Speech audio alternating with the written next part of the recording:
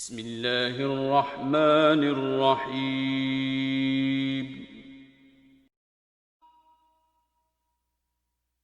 کیف تکفرون باللہ وکنتم امواتا فاحیاکم ثم یمیتکم ثم یحییکم ثم الیہ ترجعون۔ تم اللہ کا انکار کیسے کر سکتے ہو؟ اور تم تو مردہ تھے، تو اس نے تمہیں زندگی بخشی، پھر وہی تمہیں موت دے گا، پھر وہی تمہیں زندہ کرے گا، پھر تم اسی کی طرف پلٹ کر جاؤ گے۔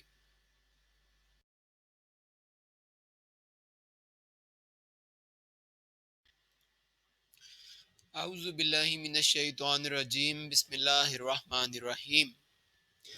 دوستو، اس آیت کریمہ میں انسانوں کی توجہ ایک بہت ہی اہم نقطے کی طرف کروائی گئی ہے، اور وہ نقطہ ہے کہ انسان ماں کے پیٹ میں اپنی تخلیق سے پہلے کس حالت میں ہوتا ہے۔ انسان کا تو کچھ وجود ہی نہیں ہوتا، انسان کے پاس تو زندگی ہی نہیں ہوتی، انسان کو تو اس بات کا ادراک ہی نہیں ہے کہ وہ اپنی ماں کے پیٹ میں تخلیق ہونے سے پہلے کہاں تھا۔ اس آیت کریمہ میں اللہ کریم ارشاد فرما رہے ہیں، وَكُنْتُمْ أَمْوَاتًا، اور تم تو مردہ تھے، فَأَحْيَاكُمْ، تو اللہ کریم نے ہی تمہیں زندگی بخشی۔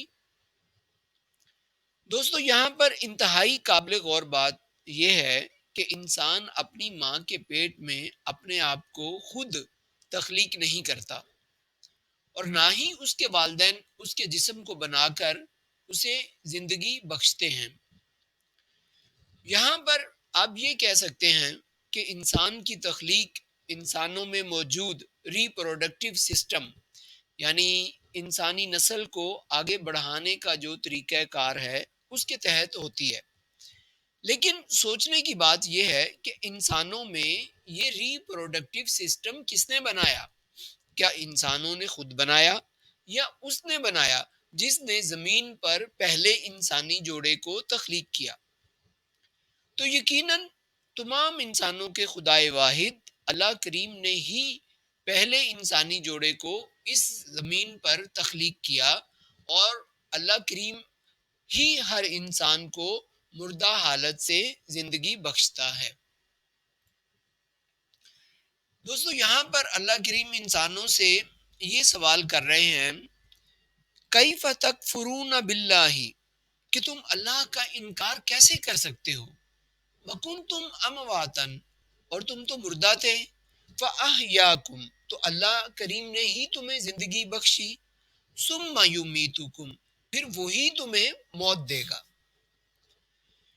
دوستو، قابل غور بات یہ ہے کہ ہمارا اپنی پیدائش پر کوئی اختیار نہیں، اور نہ ہی ہم اپنی موت کو ڈال سکتے ہیں، لہٰذا ہم اس پاک پروردگار پر سچے دل سے ایمان لے کر آئیں جو ہمیں زندگی بخشتا ہے، اور جو ہمیں موت دے گا، اور پھر موت کے بعد ہمیں زندگی دے گا، اور پھر ہم اسی کی طرف لوٹ کر جائیں گے۔